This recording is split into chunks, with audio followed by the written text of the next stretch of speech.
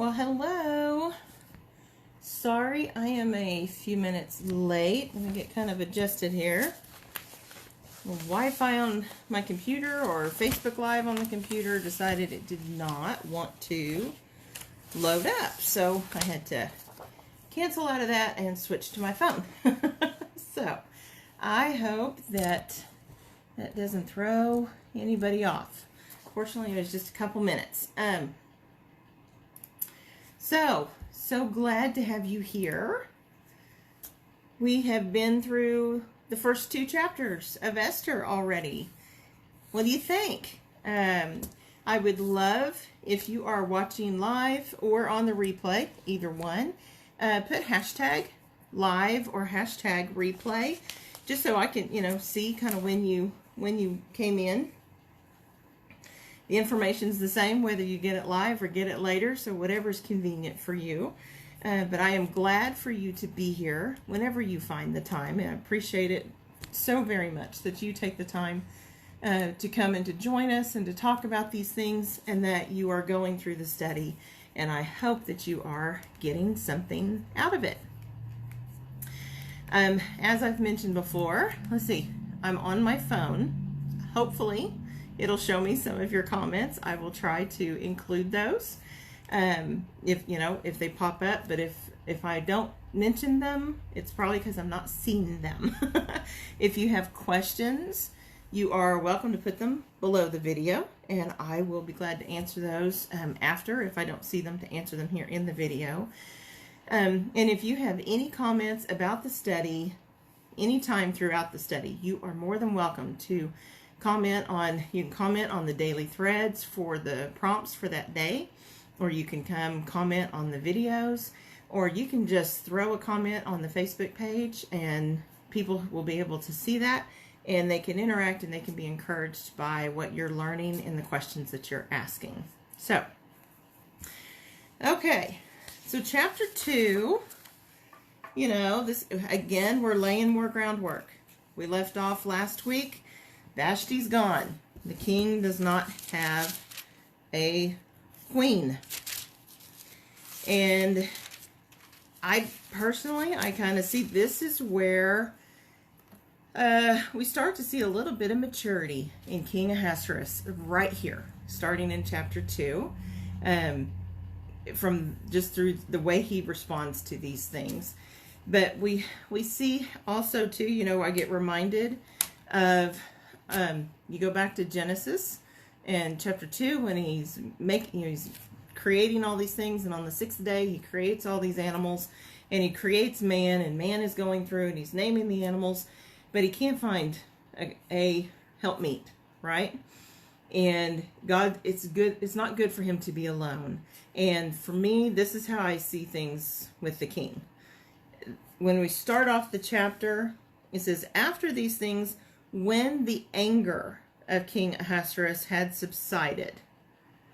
Okay, so this makes me think his anger played a big part in the reaction that we saw with Vashti, right? So his anger goes away, and he remembers Vashti and what she had done and what had been decreed against her. So he's remembering all of this, and for some reason, all of his servants think he needs to be cheered up. And their answer is he needs a wife. So, he's cooled off, maybe feeling like, he's maybe a little regretful. I don't know. But he's needing to be pleased. And their answer is, let's go find all of these young women. Let's bring them to him and let him choose a new queen to replace Vashti. And the king thinks that's a good idea, so he lets them go about that effort. And in the middle of this, we get to learn about these amazing people, Mordecai and Esther. I'm curious, for those of you who, you're writing through this, and for most of us, we haven't written out the book of Esther before. We've probably read it. We've probably even read it from chapter 1 through chapter 10 before. But I'm curious if some new things stood out to you. If you saw something new comment down below. I'd love for you to mention that. But a few of the things that just stood out to me. First is all of this commentary that is given about how Mordecai got here. This is one of the things that helps us, it kind of helps put these things in perspective when we get into chapter 2. It's telling you that Mordecai, who he is, that he had been taken into exile when from Jerusalem with the captives who had been exiled with Jeconiah, the king of Judah, whom Nebuchadnezzar, the king of Babylon, had exiled. So, we know here Mordecai is taken when this last king of Israel, the young man who was king, Nebuchadnezzar just removes him and brings him to Babylon, and he puts someone else in his place over Judah. And Mordecai was brought with these people. And if you go over in 2 Kings 24, you can read there about Jeconiah being taken. And so you can cross-reference this very clearly in 2 Kings 24 and over in 2 Chronicles 36. And it says, so he led Jehoiachin, which in Kings, that's the same king, away into exile to Babylon. Also, the king's mother and the king's wives and his officials and the leading men of the land he led away into exile from Jerusalem to Babylon. All the men of valor, 7,000, and the craftsmen and the smiths, 1,000, all strong and fit for war. And these the king of Babylon brought into exile to Babylon. So, Nebuchadnezzar he picks up the king of Judah, brings him to Babylon along with all of his little choice people who are following him. And that king ends up getting pretty comfy, ends up no longer being held in really captivity. He's given a house, he's given lots of wealth, and he kind of enjoys his stay in Babylon for the rest of the time. Well, Mordecai is brought with this group of people. So he comes in the early days of the captivity. So he's been here a while, because if you look on the timeline, and as we talked about last week, the book of Esther, all of these events, because now we're with King Ahasuerus, and he is with the Medo-Persians, and he's not the first king with the Medo-Persians. So Babylon has been taken over, and there are new kings in. Cyrus has been here. The return has begun and has been going on for a number of years before we get here. Okay? So Mordecai has been here. He's been in captivity, probably in Babylon to begin with, and then at some point, probably with the changing of kings, he gets put in Susa. So he's here. We learn that about him. He has a brother who was here, and that brother's wife who died while in Persia. And I found it notable.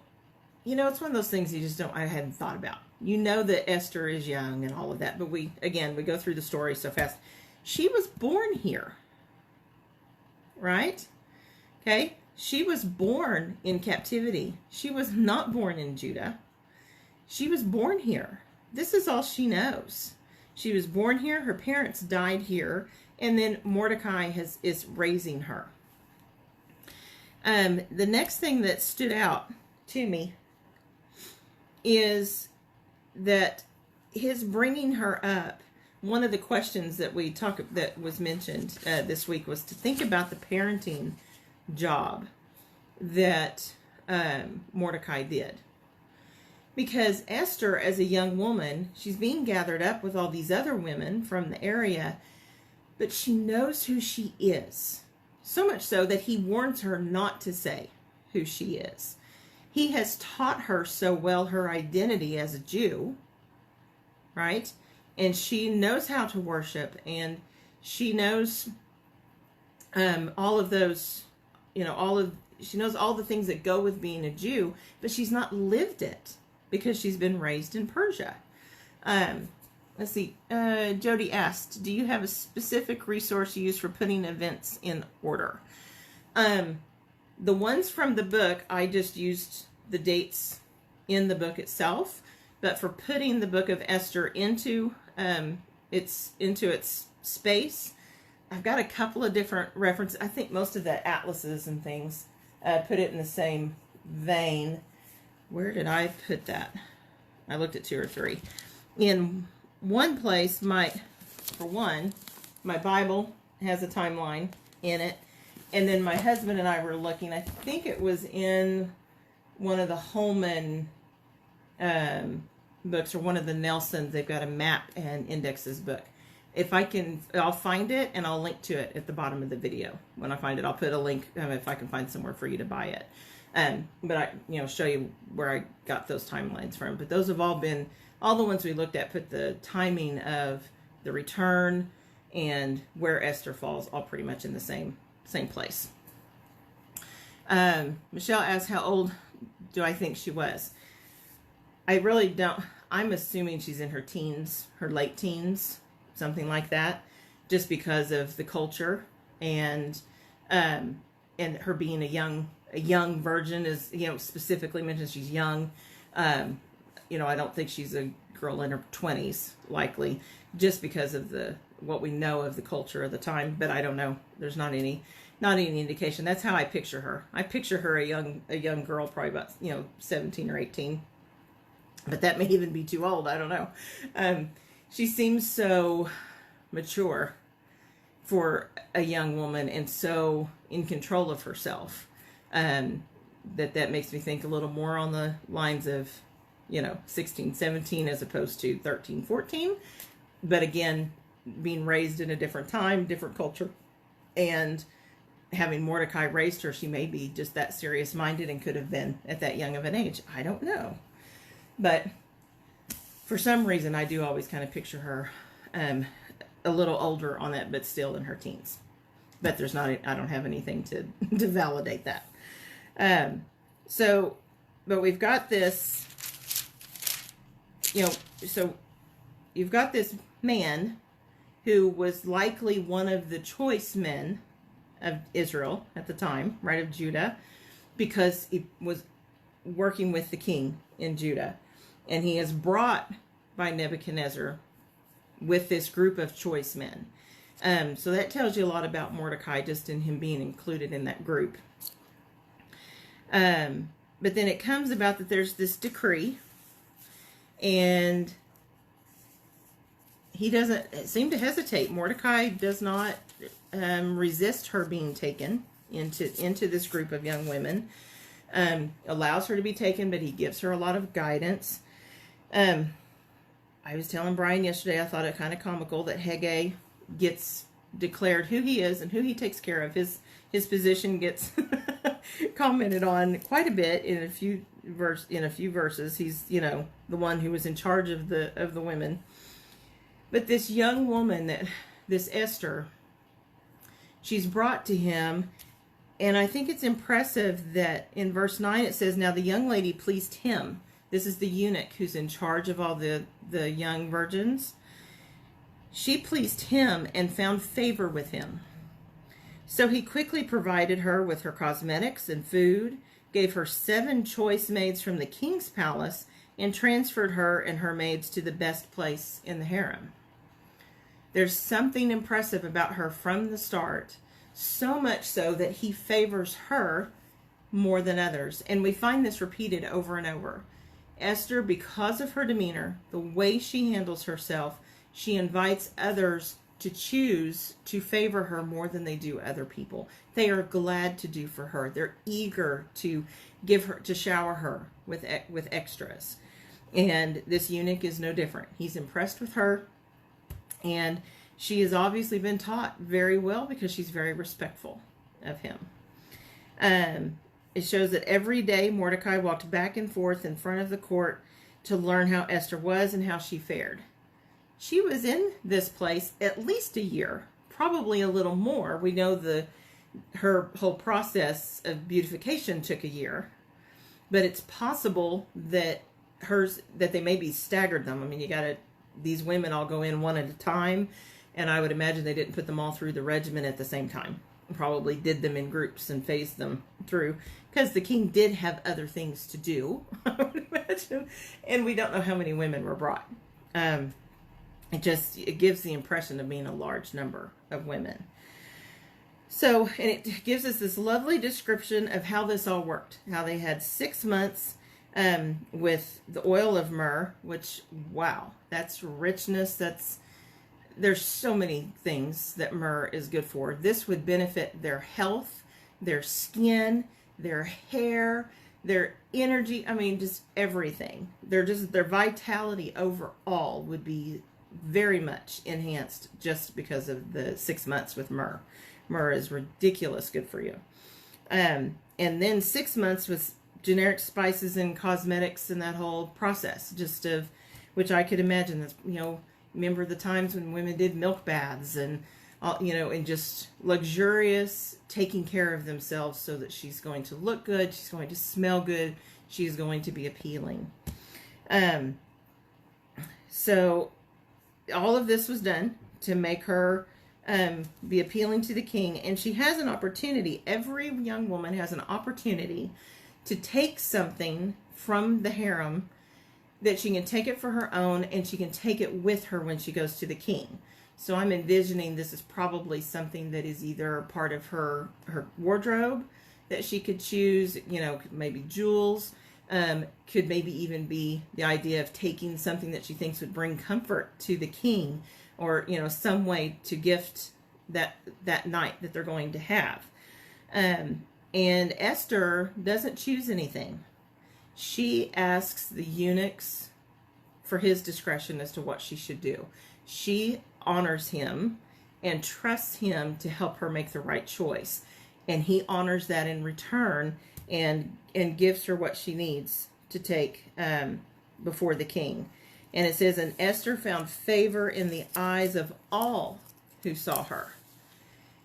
This is not achieved just by how she looks. This is achieved by the way she behaves, the way she interacts. This deference that she shows to the eunuch shows that she has been trained to be respectful of others. She's not walking in here with her different religion, her different background, and being haughty about it. She is honoring to those around her. And we see also that even in this situation, though she is separated from Mordecai, God makes the point to say that she still honors what Mordecai has told her to do. He advised her not to reveal who she is. Don't tell them that you're a Jew. You don't need to reveal that. Just go in and do your thing. And it says that she does that because she still listens to him. And so Esther was taken to the king, and this is in the 10th month, in the 7th year of his reign. And one of your questions on your study builder was, how long had he been without a queen at this point? The king has not had a queen for over 4 years at this point. Okay? And we don't know how many women went before Esther. We know she wasn't the first because it became her turn to go. But out of all the women, it says the king loved Esther more than all the women, and she found favor and kindness with him more than all the virgins. That already sounds quite a bit different than how he reacted to Vashti, right? He's tender towards her, but she's also, we have no doubt, she's respectful to him. So that he set the crown on her head and made her queen. This next verse, I think, shows a learning curve that he has gone through. The king gives another banquet. But do you remember when we talked last week about the way in which he called Vashti to that last banquet on that day? That it was really about showing for him, right?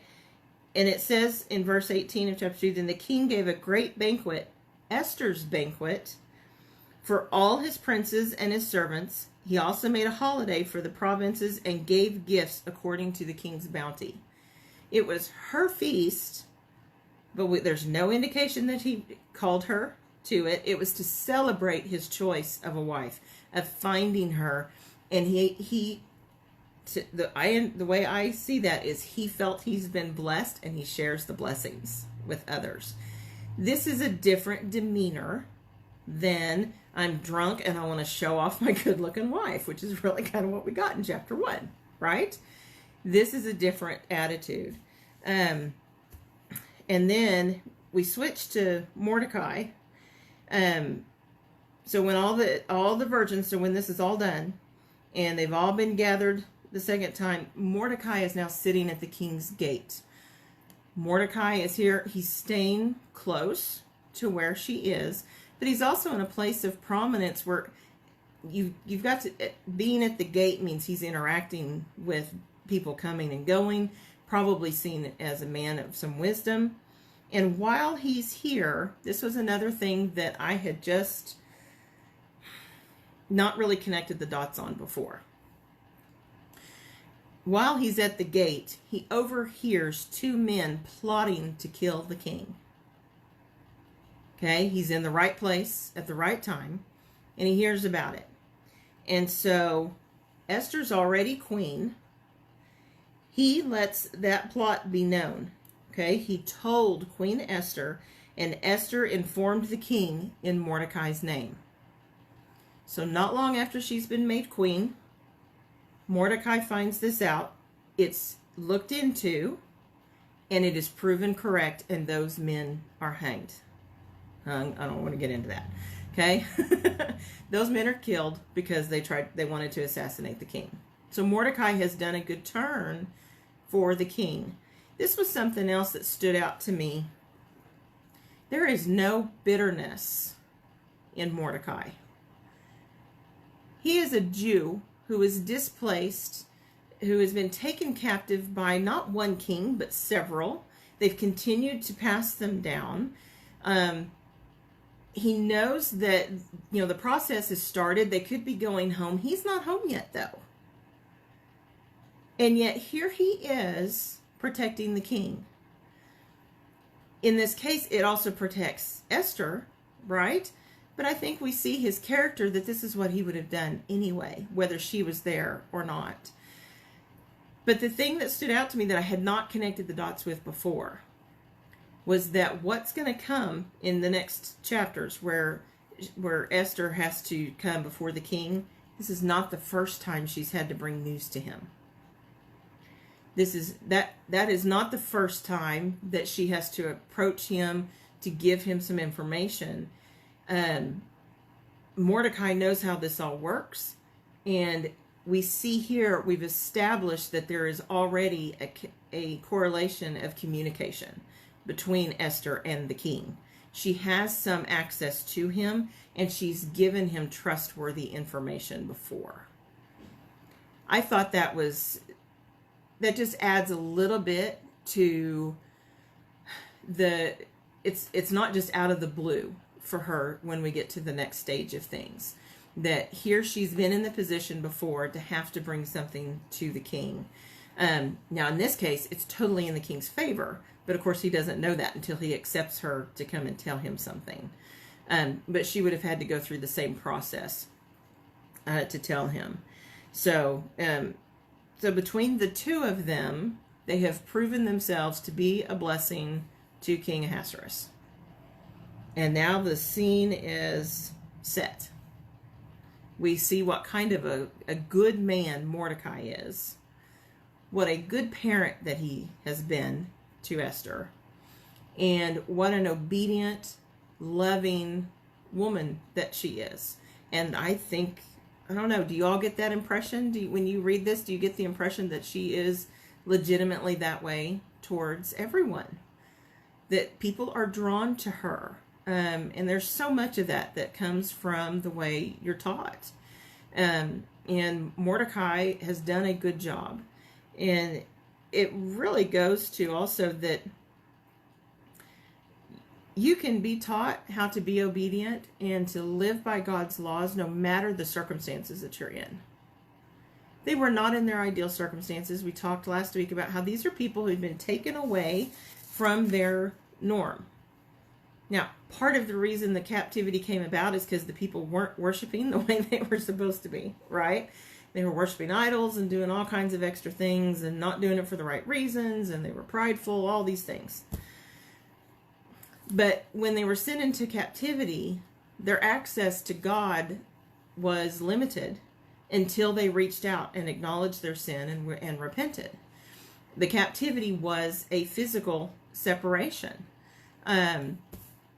So they're already living, different. But it didn't keep Mordecai from teaching Esther what he could teach her.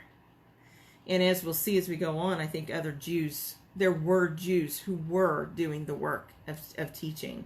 Not all of them, but I think a majority of them. And I think that's why we see them so excited when they get to go back at first. Dorina says, yes, she was taught respect and she lived it. And I do think, since we don't know all of what went on with Vashti, Esther is very much a contrast to, at the very least, the impression that Vashti gave to the men, right? You've got men who, whether rightfully or not, their concern is that women were going to be disrespectful because of everything that happened. So for them, they took disrespect from her behavior. And in Esther, we see the opposite of that. Nobody takes disrespect from Esther. Nobody sees anything that she does as being hateful or undermining. And so this is the woman who's being put into this place. Mind you, she's not a warrior. Okay? This is not, she's not, we think of Deborah and who has to go to, she ends up having to she leads the people, she's made a judge, and then she has to go to war because Barak won't go on his own, and he's got to take her along, so she goes along to war, and she's got, got this ability to do that. Esther's not in that position yet. God's not putting a woman warrior into this position to be there to take care of the Jews down the road. He's putting a very feminine but very faithful, strong young woman into this position. And ladies, that encourages me.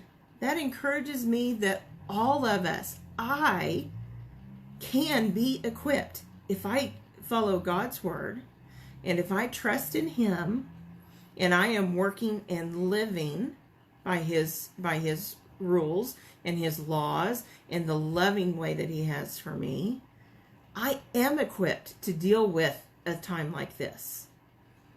We are equipped to get through this.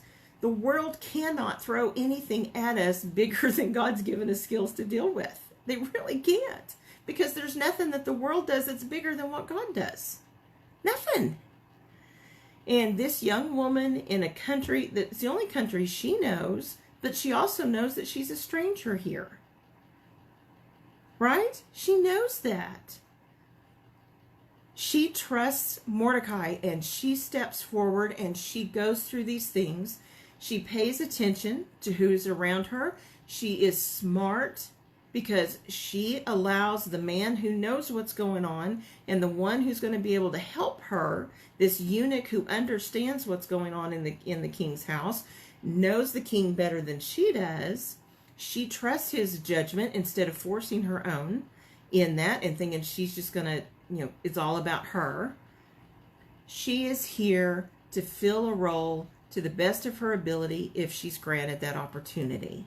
She's very humble. And I see in her absolute promise for every single one of us. We all can do this. This doesn't have to be earth-shattering, scary times because it's different. It doesn't have to be something that just casts us down because it's not the ideal. Most of God's people through most of time did not get to do all of it in the ideal situation. This is hope for us, ladies. We can be like her. We can be like Esther. But we also need to be like her in that we need to give honor to those who went before us. We need to listen to those who seek to teach us and to tell us what is the right thing to do. We need to be able to admit that we don't know everything about the situation going in and listen to and go looking for help in situations so that we handle it rightly. And so I think it's really encouraging.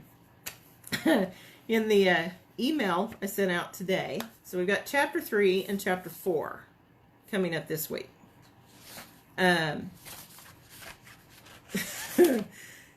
If I am learning, and I think I may have mentioned this before, Esther is an excellent book for teaching our children. Esther is a good role model for daughters, right?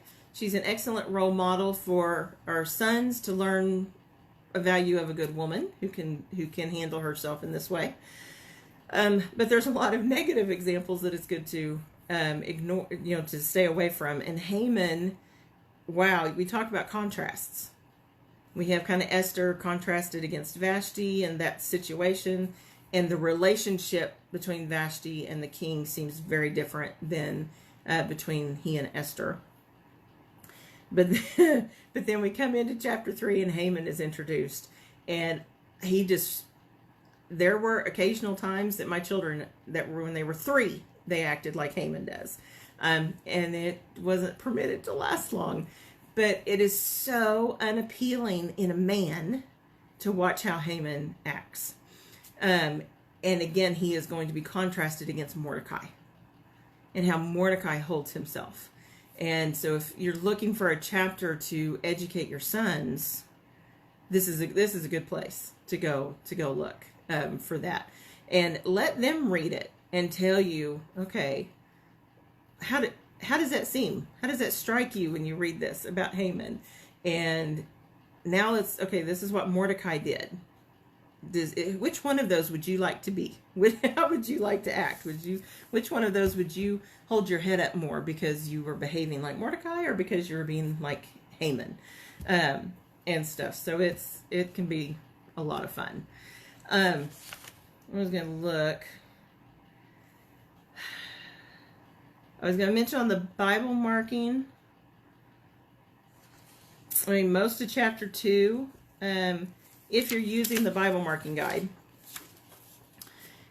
you would use orange and pink. So orange for all of the verses that are describing basically the events as they're going on. But then you would use pink, say in chapter 2, for all of these, where it's described what's going on with the women, but specifically the verses that are about Esther, that give you details about her, and when the action involves her. And in this way, those things would stand out. You've got several things to cross-reference. I mentioned in the first few verses to cross-reference verse 3 over to Song of Solomon, chapter 1 and verse 4. And then again in Song of Solomon, chapter 6 through 9. And the reason I put that as a cross-reference is it reminds us that this is what kings did. This gathering up of women to bring them and to choose from them. And it's one of the things that God specifically told the Israelite kings not to do. But they did it anyway. They were warned that they weren't supposed to gather horses. They weren't supposed to do all these things, which Solomon did that in spades. But God also warned that they were going to come and take your sons and your daughters to be their slaves and to work in the palace and work for them. But that they were not supposed to multiply wives to themselves. But over in Song of Solomon and the other references for the kings throughout Kings and Chronicles, we see that they did this. But Song of Solomon in particular, those events take place because of a gathering. Solomon has come to an area in the land, and they are picking up the choice women. And the Shulamite is a woman who's been picked to come in and possibly be one of the king's new wives. He already has 60 plus women in his harem at that time. But that cross-reference helps us to have a little bit of reference that this wasn't unique to the Persians. This happened with Israel too. But then also cross-reference those verses about Mordecai back to Kings and Chronicles with King Jeconiah.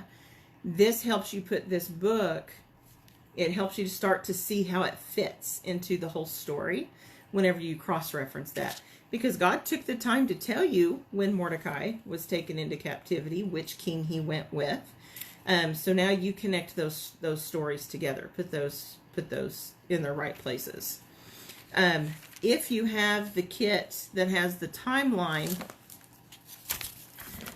one of the things that we've talked about is you could go along the edge of the timeline here and write the verses for where those events are happening. Or you can go into the margins of your Bible and make notes of kind of like what's on the timeline, so that visually down the side, you're starting to get a chain of events. I think it helps us to understand that by the time we get to chapter 2, almost 4 years has gone by, right? Certainly it's almost been 5 years by the time we get to the end of chapter 2. And then you skip, and when we start getting into the next set of events, it's been 5 years from the time she becomes queen before the next stuff starts happening. That kind of makes a different story than, at least I know, the way it's kind of perceived when we teach it to the little ones. They kind of act like this all kind of happens all at one time. Now, the events of Esther and the king and her going to him and dinners and all that, we're going to see that all happens very fast.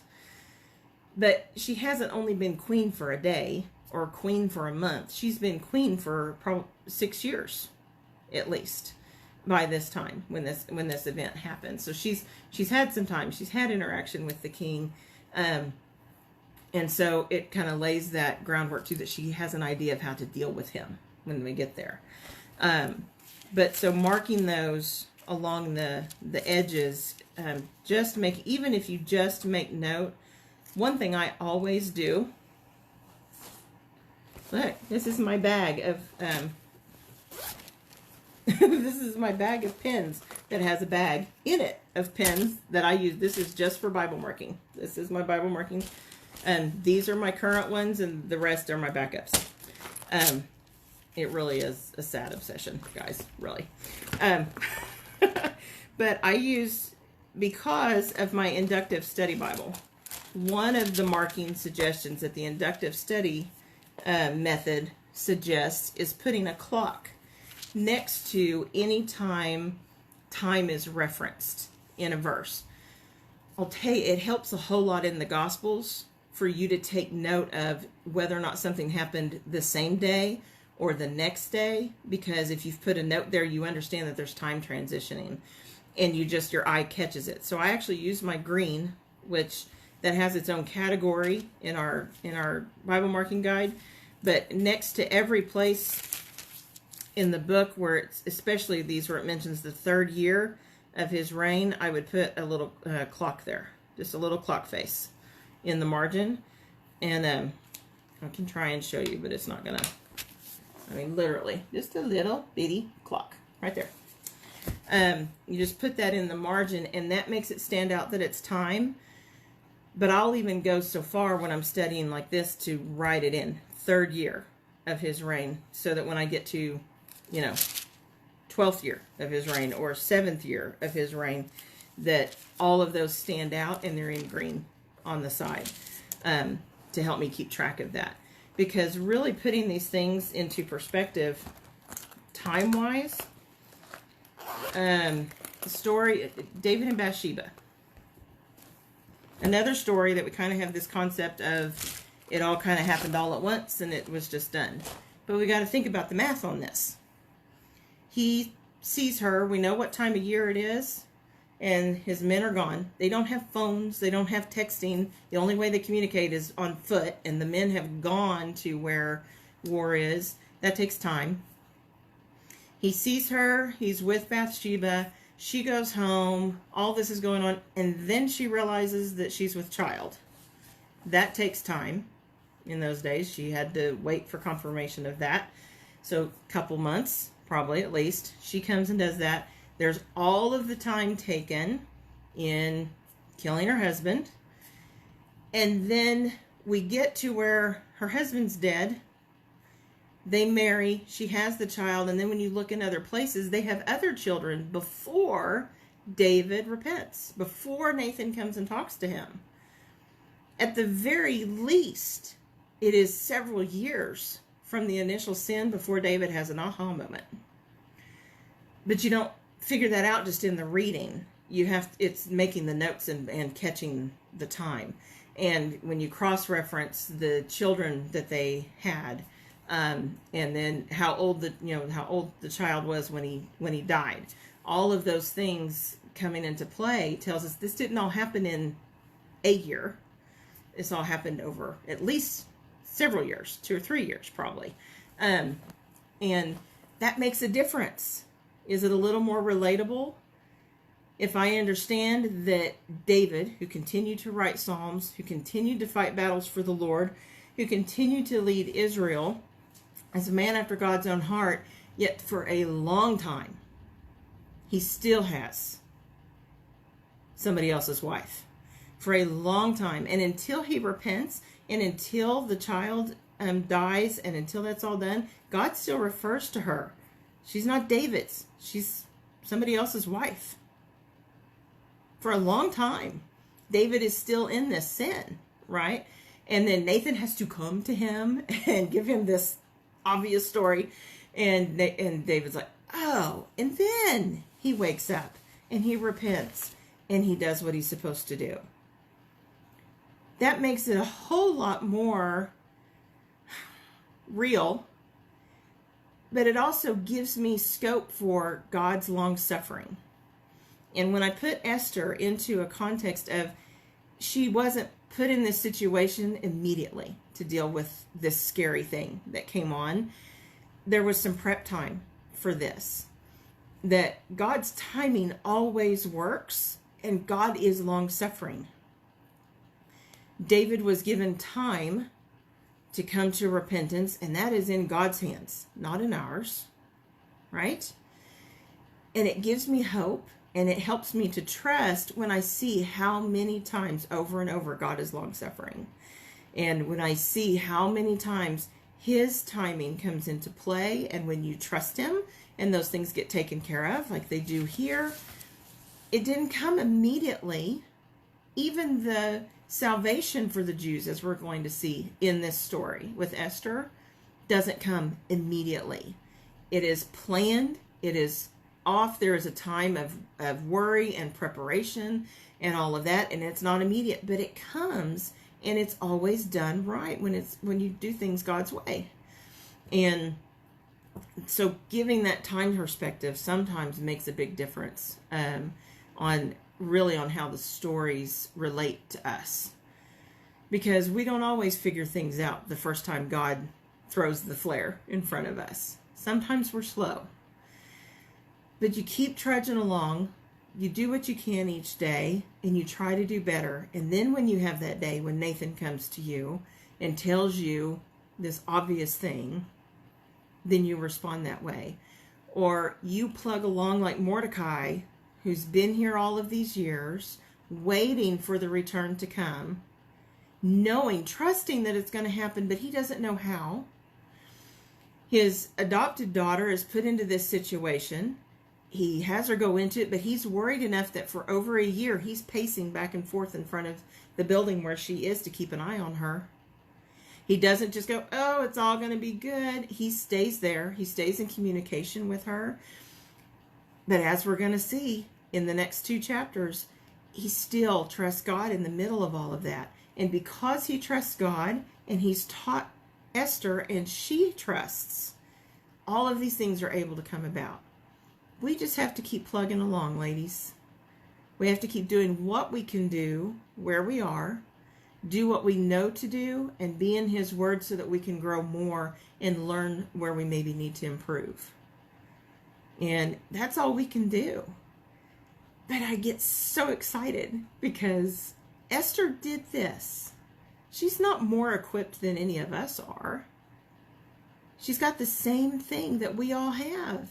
She's got a history of teaching in God's hand and God's love. And it was taught to her, and she lived it. And guys, if we do that, we can do what Esther's doing. It may not be a literally save the nation kind of thing, but it may be save your family. It may be save yourself. But that's still a big thing. And it's in your hands, and you're capable because God made you that way. Where in this do you read that there's any hang up that, oh, this would be better if Mordecai had been elevated to a position to fix all of this? He was elevated to the position he needed to be in to reach to her. And then Mordecai did get elevated to a position to manage all of this after that. But Esther was the one who was put in the place to make the headway. Nothing lacking in her to do that. There's confidence in her for that to be that way.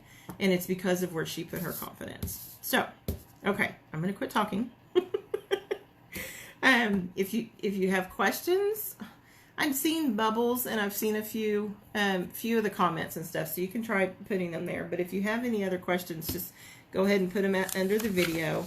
I will look and see what I've got. I know I've got at least 2 references with timelines and stuff that you could use to try to put these things into their place, time wise.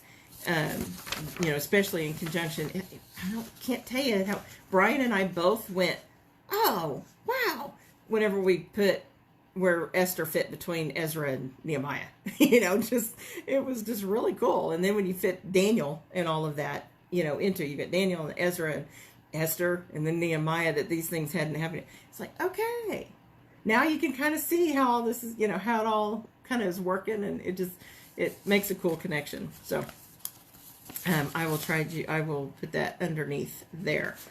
Trying to think. Oh, I was going to ask, last week we were talking about all the different perspectives about the king. What did you all find when you were writing these verses about the king specifically in this chapter? Did you find that it seemed like a milder, gentler King Ahasuerus with Esther? Or do you just think the circumstances were not as volatile? I'd be curious to see what y'all thought about that. And I don't know. I may be romanticizing it a little bit. I have a tendency to take the guy's side on things like this. Err on the side of maybe they're not as evil as sometimes women try to make them seem, and kind of thing. And so maybe it's some of that. But I'm curious to hear what you all found. Michelle says, yeah, you can see his growth for sure. I'm so glad that you see that. Because it just seems he's careful, he's tender. And I do think that she probably makes that easy for him. But as we go forward, he has a different attitude, at least about how to handle this marriage, I think. See, like on my take note page, I had put in chapter 1 that he's easily angered when he drinks, and that he's prideful. But in chapter 2, I put that he's generous and that he has matured. He manages to celebrate Esther without demeaning her. And that seems like a contrast to me. I see here too, on our note page, God's provision and his promises kept. These are people in the right place at the right time. Who would think that this sinful nation, you've got this king with his harem, and then in the middle of his harem, literally in a sinful situation, that God's will could be maintained and God's plan could be helped in the middle of that. So, Michelle says, and without Vashti, he may not have been this way with Esther. Yes, it was a necessary learning curve for him. I agree. Just think about that publicly. We all have our men in our lives. What kind of things make an impact on them? What kind of situations where maybe they have embarrassed themselves, or they got a little too big for their britches and that wasn't really what they intended to do, or and they've dealt with that. I mean, we all do that, right? But it's kind of those things. But then there is always, so often you'll see this chagrin with them, and it will make them turn. They may never turn around and go, oh, I was a real jerk before, and I'm going to start acting better, but their actions act that way. Haley says he seems regretful for sure. The mention of his remembering Vashti and all that happened seems to indicate that. I agree. Why mention that he remembered it, that it was on his mind, in conjunction with he's not angry anymore, and he honestly seems like a pretty great guy for a worldly king. Yes, I think so. I think he definitely has potential to be a good husband here, right? Michelle said, Tim and I both had past relations that made us appreciate finding each other more than we would have otherwise. Absolutely. We learn from those things. And that's, it makes you more mindful, even if it's friendships, right? You have these, you can have friendships that impact how you deal with your spouse or with your other friends. Okay, I didn't handle that very well in that situation. So next time I'm going to be, more mindful of that. Or I realize I didn't have the right attitude myself as a woman, and I wasn't respectful enough in that relationship. And so being on our guard, to be that way. So there is definitely, you learn something from all of that. And I find it encouraging that he learned something, right? And don't we get a view of that with some of the other kings, Nebuchadnezzar and Darius? I think it's, it's awful that Daniel has to be put into the lion's den, but how touching is it that moment when Darius realizes what his decree has done? And here's this king who is all about being worshipped, but when he realizes that this man that he admires so much, that now he's going to be put into the lion's den and he can't do anything about it, and he comes forward and says, your God will save you.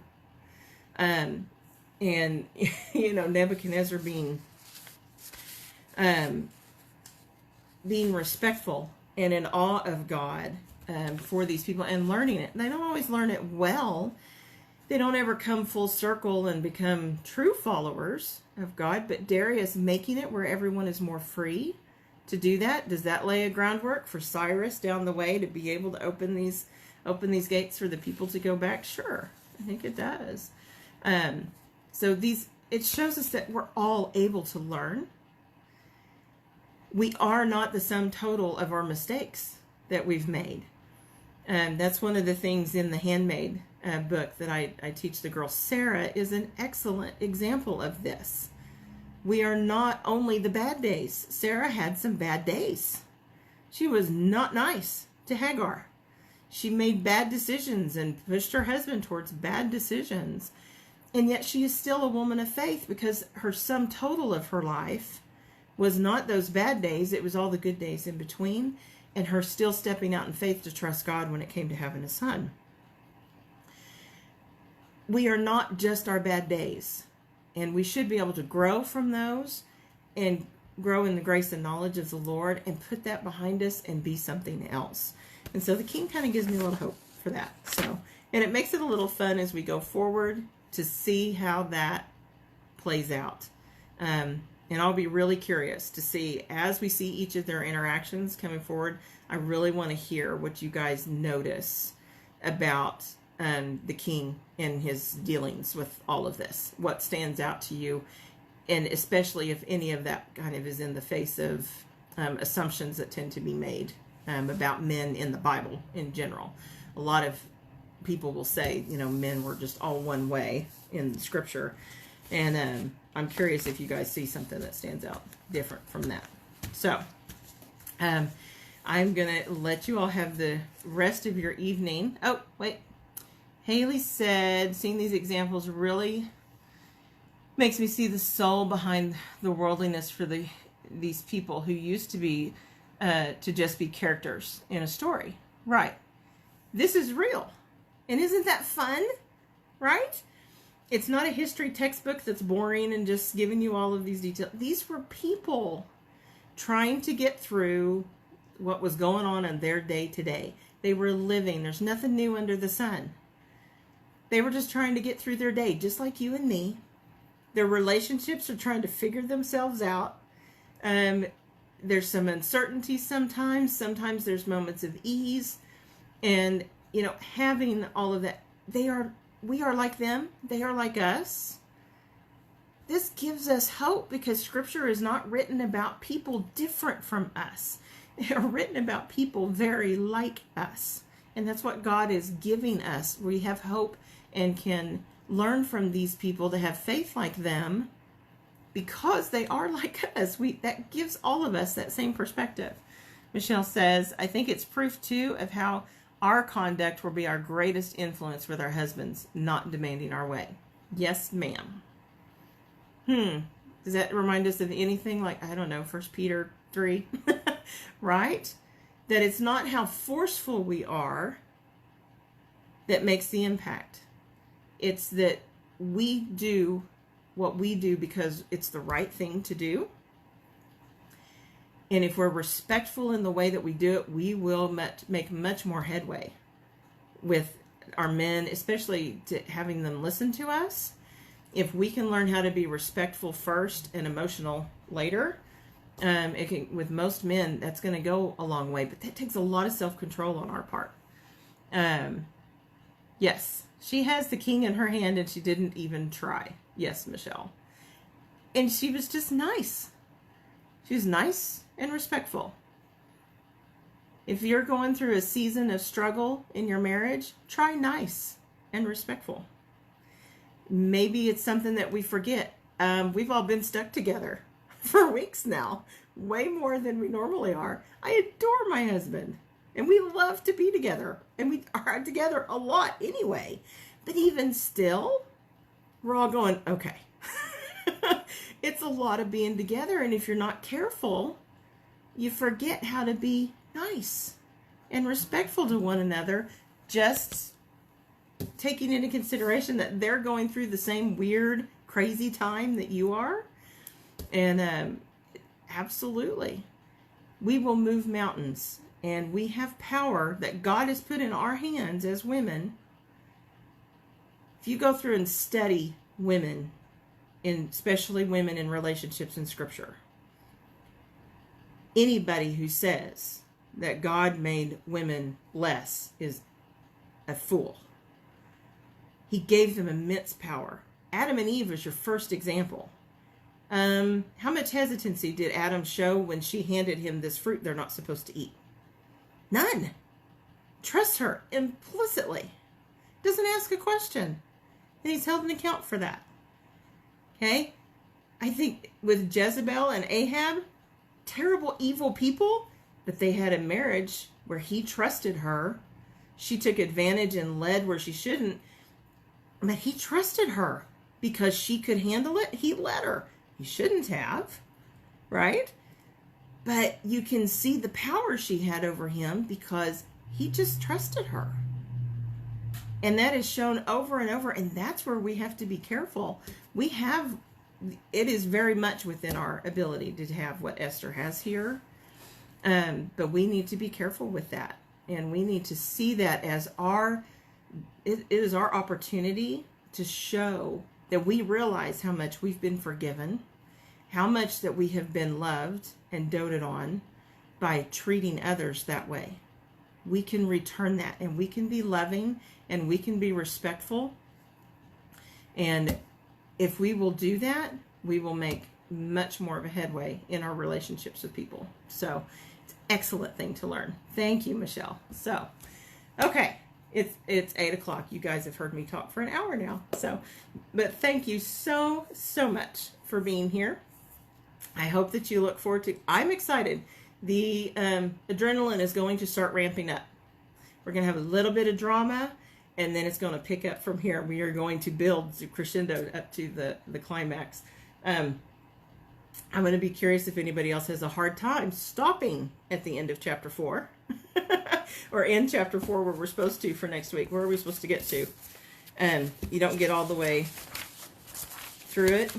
And that will be because you're just going to want the story to keep going. And because this week we will go through part of chapter 4. Just to verse 8. And then pick up with that next week. So be curious to see how excited you are to keep going, and that the story just kind of keeps driving and that maybe we start getting into other parts of the story beyond the one that we always talk about with her. So thank you for being here. My prayer is that everyone will go from here and that you will prosper in all ways, but especially as your soul prospers. And if I can be of any help, please just make sure, comment, or you can private message me. Everyone is in my prayers, and Lord willing, we will see you here on Sunday and get to talk about what we learned in chapter 3 and 4 and look at the next stuff coming on. Thank you so much. Bye.